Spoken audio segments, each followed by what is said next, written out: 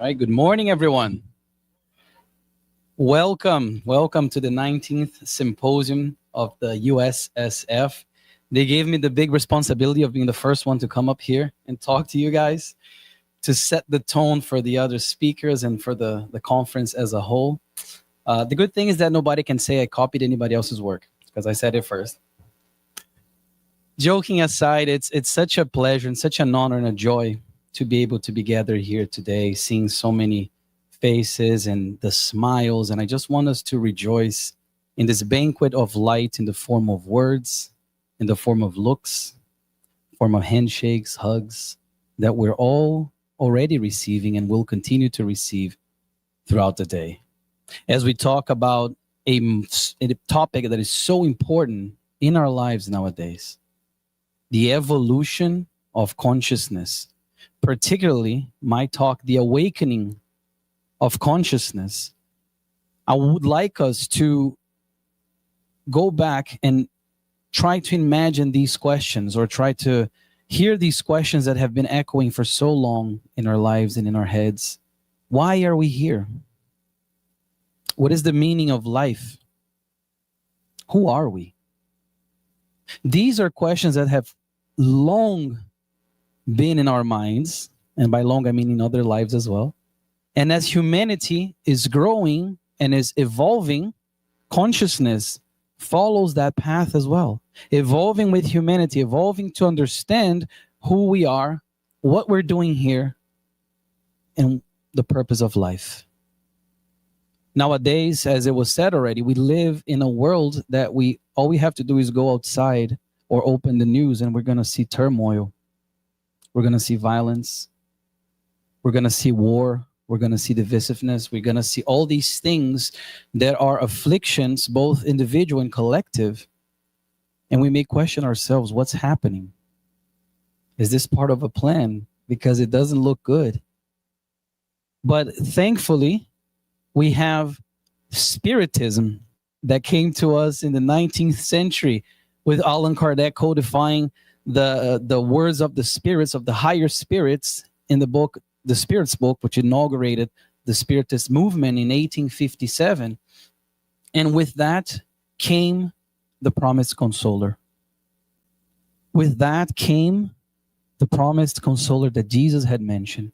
With that came the answers that not only consoled, but were also rational to the questions that have been with us for a while. Consciousness in itself is the compass that will help us in this journey, that has already helped us in this journey as we evolve, as we try to understand why we're here, who we are, and the purpose of life. As we look around and we see, like I said, turmoil, war, violence, moral confusion, as we see all these things, it will, and it already helps us make sense of these things that before we didn't have an answer, or the answer, we couldn't necessarily hear it because the answer was already said 2,000 years ago. The real answer was already said a while back. But the history of humanity shows us that this process is definitely not a simple process. This process of the evolution of consciousness, and I love that we don't have that image here, but behind the QR code, I love that we have a staircase when we're talking about the evolution of consciousness. And that's what it is. Step by step. Going up. Progressing. Because the law of progress with capital L is the law of God. And we can delay it or we can speed it up, but we cannot stop it. It's happening. It will continue to happen. But it's step by step as the staircase that we have right there. Going back to perhaps more ancient times, or even if we go to the teachings in the Gospel according to Spiritism, another book by Allan Kardec from 1864, we will see that before, when the spirit was created, stop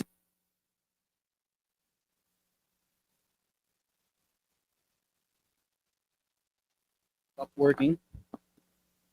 Then you guys like to make my microphone not work. Can you guys hear me? I'm going to continue like this. Okay. No problem. Thank you. Testing. Oh, there we go. Right.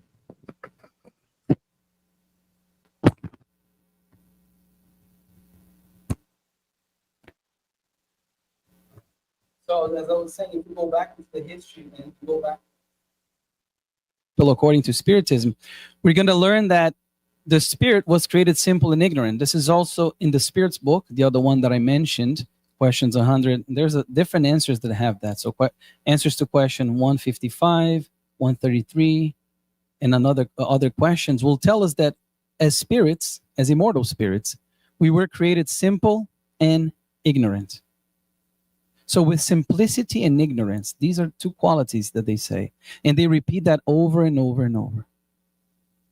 So if we look and we say, okay, we were created simple and ignorant with these two qualities, then how do we progress? How do we evolve? How does that process happen? At first, we learn we're moved by instincts, by sensations as humans. So we tried all the way thousands and thousands of years ago to find shelter, to find food, to fend off enemies. Those were our concerns. But as we slowly progressed, and I say we as spirits, as immortal spirits, we slowly progressed. We started to see other things. We started to look to the skies, look at the stars, and started to think there must be something bigger than us. There must be something greater than us. And we started to develop different names for different gods, the fire, the wind, all these natural elements. They became part of a divinity, part of the divine, because our consciousness was still in a state of infancy. So it could not comprehend God. So we started to name different things and say, this is the God for this, God for that, which already denoted this view that there was something greater, and there is. But we continue to progress, and as slowly but surely intelligence started to develop as well. And with intelligence came philosophy, came science. We started to become better in agriculture. We started to improve in all those areas of our lives.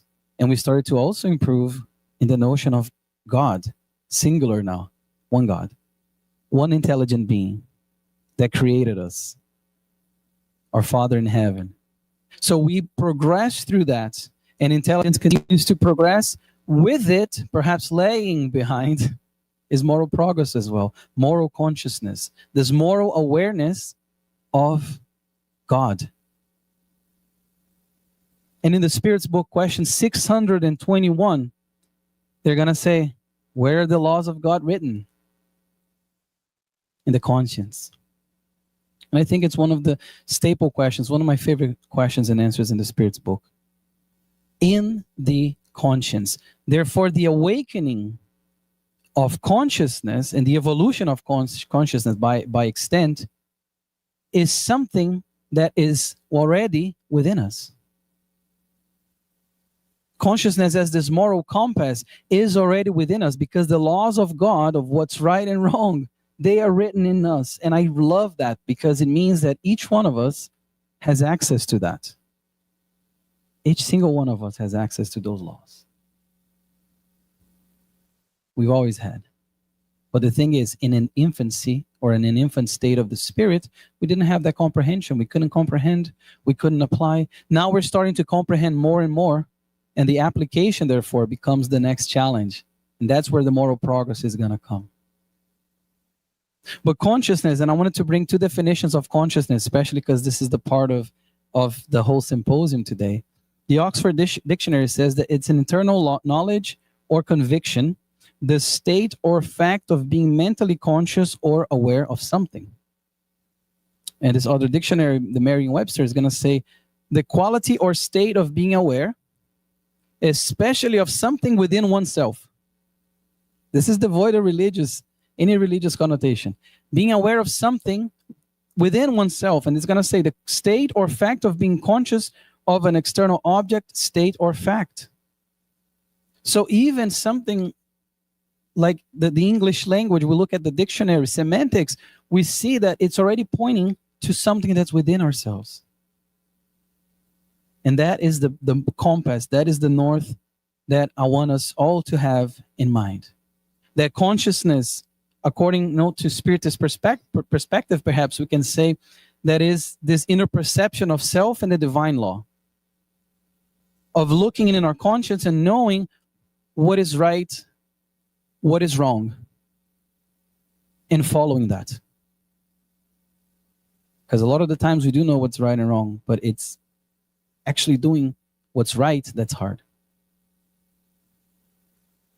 But as we evolve as spirits, we learn, of course, that the awakening of consciousness, it's something that doesn't happen like that. I mentioned the staircase in the image.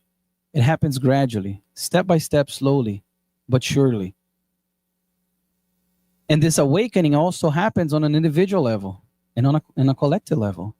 Because even though we're all here, and I like to say on the same boat called Earth, we're all in the same boat. We have come here with unique trajectories. Each spirit is unique.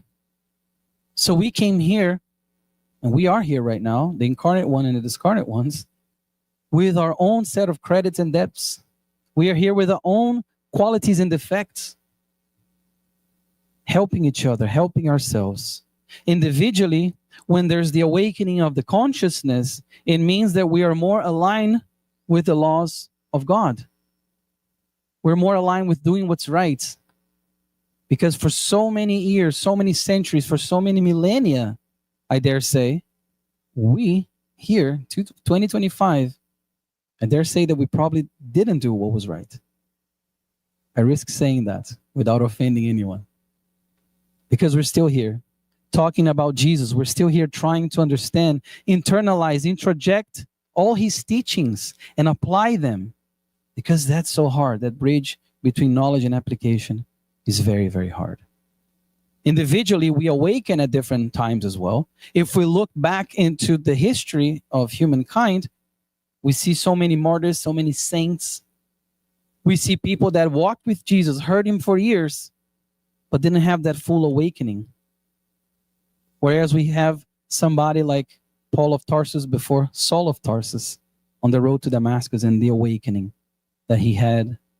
We have Mary, who was living a life of sin and of material pleasures, awaken her consciousness, understanding what the laws of God were and applying that in her life.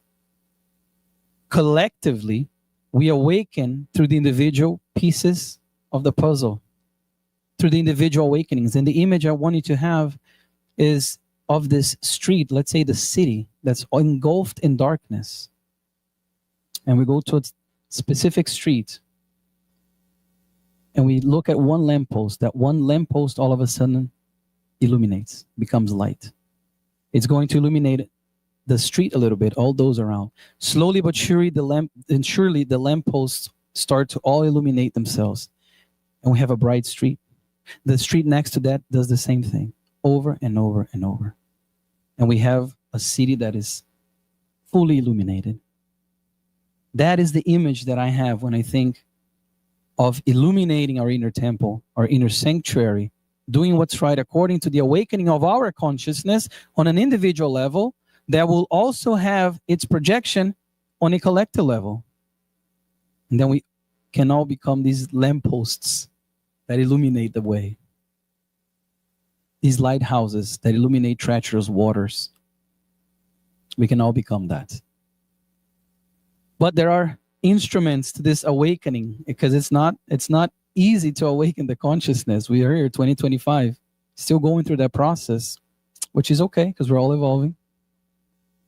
But it's not easy, and there are many instruments to this awakening. Afflictions and sufferings perhaps being the bitter medicine to help us awake the consciousness.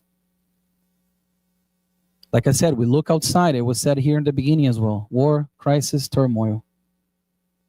And each one of us carry their own set of afflictions. Individuals. But these afflictions are the goads, which is a word that Spirit author Emmanuel, who wrote through Chico, likes to use. Goads as in G-O-A-D-S, which is this pointy object used in agriculture to make the cattle go forward whenever the cattle stops its work. So the farmer pokes the cattle and the cattle continues to go. We have this suffering in our world as goads, both individually and collectively. Because oftentimes we have deviated from what's right. We have deviated from what our conscience was saying was what we must do. And now we must continue the progress. So the affliction, the suffering works as this goad, the spoken instrument that propels us forward.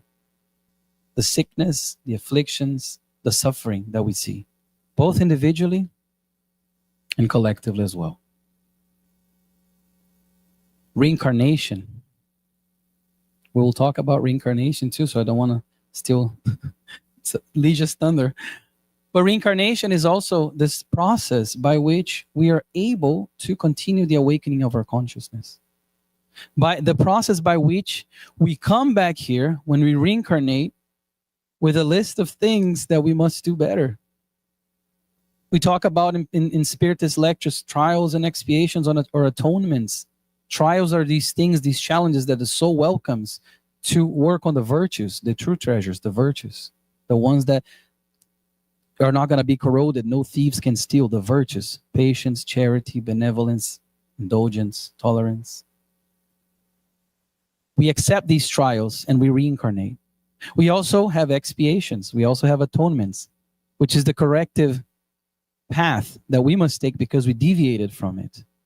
So the suffering a lot of the times is a form of expiation, but it can also be a form of trial that the spirit welcomes, so it must endure and it must improve. Because, like I said before, the law of progress with capital L is unstoppable. We may speed it up or we may delay it. But these instruments of awakening are all part of the love that our Creator has for us, that God has for us.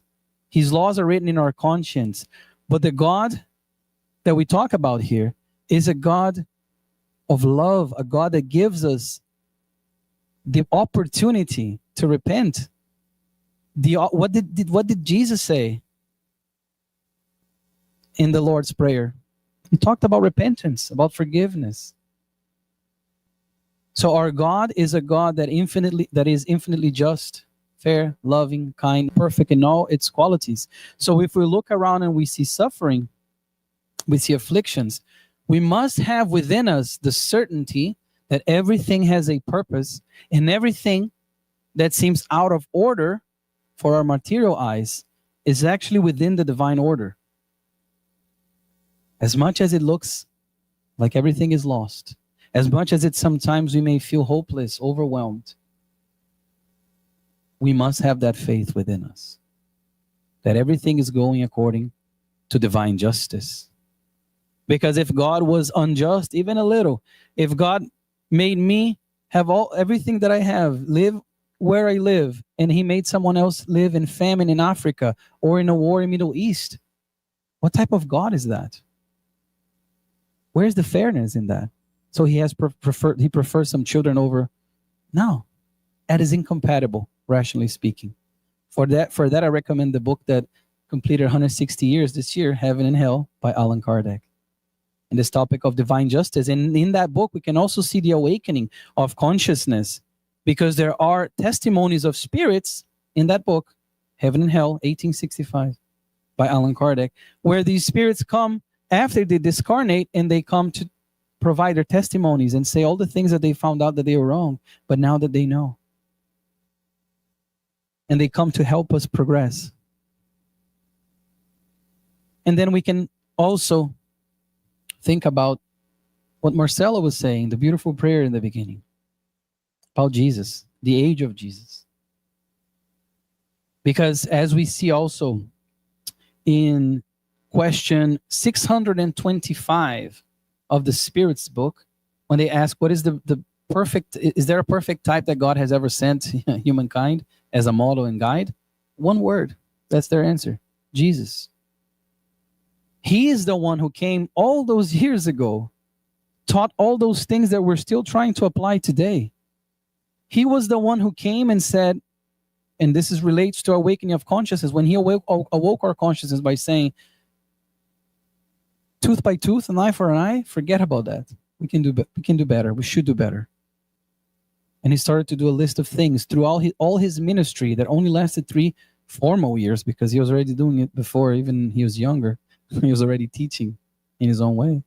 But throughout only 3 years, he taught so many things. He was the model and our guide. He was the most, and it still is the most perfect spirit that has ever walked the planet, that has ever walked this earth.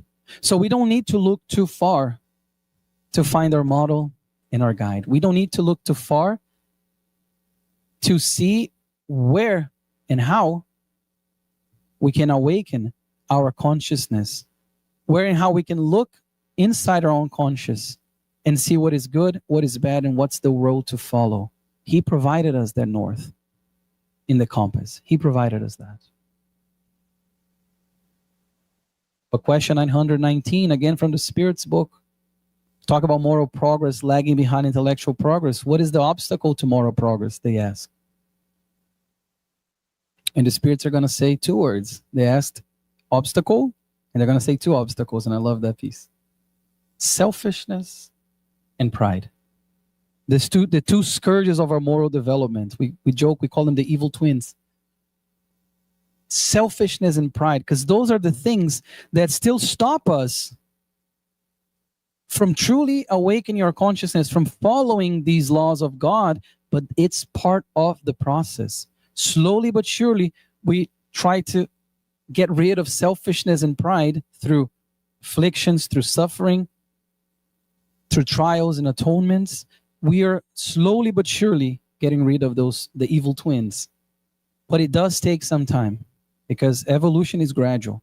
There are no leaps in nature. It was already said hundreds of years ago, and it's very much applicable. So knowing thyself, actually that's question 919. What is the best way to do this moral, to do this moral transformation? Know thyself. They say a sage of, like from ancient times already told you, know thyself. So knowing ourselves, why? Because when we look inward, when we have the courage to look inward, to know ourselves, we see what we must improve on. We see what we have perhaps carried with us as a heavy burden from previous lives, and we bring it to this life right here. So we must deal with that. We look around us, those who share the same roof with us, those are the people we must be with. And then we know ourselves, looking inward and doing the moral transformation that we must do. But again, this process is gradual. The awakening of consciousness following what we must follow is very much gradual, but it's something that we must do. We have been doing, but like I said, we can speed it up or we can delay it. So the question becomes, why delay it? It's not easy. It takes courage. It takes, again, looking inward and trying to fight selfishness and pride, which still drive us because we're still very much attached to matter. The more we evolve, the more it's going to be the spirit having more control over matter. But we're still in a planet and in a state where matter exerts a great influence. So having this awareness, having this notion while we are awakening our consciousness is pivotal in our transformation, in the moral transformation. So enlightenment, which is the state, like I said, we're all marching towards perfection as spirits, as immortal spirits. We will one day get there. As we're marching towards that, the state of enlightenment is the state we can think of where the spirit has already ridden itself from all the imperfections, all its impurities. It is depurated, it's purified, and is in complete harmony with the laws that govern the universe, complete harmony with God. And to finish here today, I wanted to read a small passage by the spirit author Joanna de Angelis, when she said, in your origin, you are light advancing toward the great light. There are only shadows because you have not yet set yourself to move the powerful generators of dormant energy within you. Bring forth clarity, beginning with the spark of goodwill and letting it grow until it reaches all the strength at your disposal. Love is your path, for it proceeds from God who created you. Jesus is our path and our model and our guide, the way, the truth, and the life, the one who showed love without selfishness, forgiveness without resentment, humility without weakness.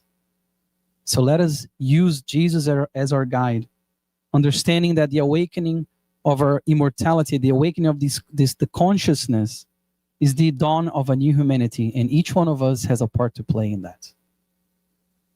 May the peace of Christ be with us always. Thank you so much.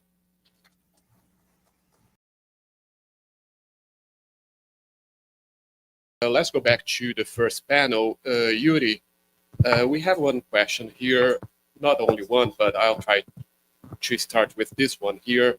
So, Yuri, Jesus said that it would be division and violence in the times of transformation of earth. The law of destruction is necessary when love did not prevail yet. Therefore, it seems that those times came to the planet with so much turmoil and anger and destruction and suffering. How can we help to awake our conscience and others when there is so much resistance to peace and love due to division and hatred? Thank you so much, Marcelo. Thank you for the question, whoever wrote that. It's a great point because it is part of the evolution of consciousness. And yes, the law of destruction, as it was said by the panel before here, is this renovation, this renewal. It's not the end of all and that's it. Nothing else will happen after it or exist after that, but it's this renewal that is happening. It is something that we must have in mind as, like I said in my talk, as we move forward with our days and with our lives, that this is part of a transition, as Luiz also said before. It's part of a transition that takes time. But we are impatient. We still see things with our material eyes. Therefore, we start to look at all the turmoil, the violence, the wars, and everything that's out there. And we may lose hope. We may lose faith because we don't see the full picture yet, as Ligia had that beautiful analogy at the end. We don't see the full picture yet. But these things do take time. And to answer the follow-up question that came, how can we be a part of it? What we can do, Gandhi, be the change you wish to see in the world. That's it. Modify ourselves, modify yourself, know thyself, look inward, have the courage to do that, and to shed pride and selfishness little by little, because it is a gradual process. There are no leaps in nature. So be the change you wish to see in the world. Start with yourself, because as you do that, others around you will be positively affected. They will change themselves as well. That's it. That's great. Thank you. Thank you. I'd like to extend this question also to Yuri, Ligia, and also Luiz, if you could talk a little bit about what helped you, each one of you, to awaken your conscience and go ahead, go forward. I don't think I've ever had this question asked before, and I had to think about it when it was for me, and I think it was 2 times. I started in Spiritism when I was 8 years old. I was seeing things, hearing things, and my mom was like, we got to take you somewhere and understand what's going on. And that's how I started in youth groups and learning about these things. So, but even at that time, I remember when I was around 10, I had this conversation with a friend who lost his sister. And everybody was saying, oh, your sister, now she's in heaven, she's in heaven. And I didn't say anything, but in my mind, I'm like, is she really? Like, is there such a thing? Why? What did she do to deserve to be in heaven? Which later, reading Heaven and Hell, and you start to understand about divine justice, about the reincarnation of the soul and the different passages in the body, you start to realize that there's nothing without purpose. And I think the awakening sort of the consciousness for me came when I was a child, and then growing into an adult and seeing and studying even more, but feeling that there was this pull, there was something was pulling me to continue to study, to give talks, to just express and take Spiritism from the love I have for it from the inside to the outside through, preaching these things, but also, like Ligia said, becoming these things we're preaching. Because I can't come here and say, let's forgive, let's be kind to one another. And I go outside, I bump into it, and don't even say I'm sorry.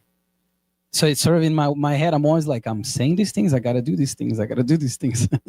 So that's the awakening and the laws of God in our consciousness. And I think that's how, at least for me, it's what propels me to follow them.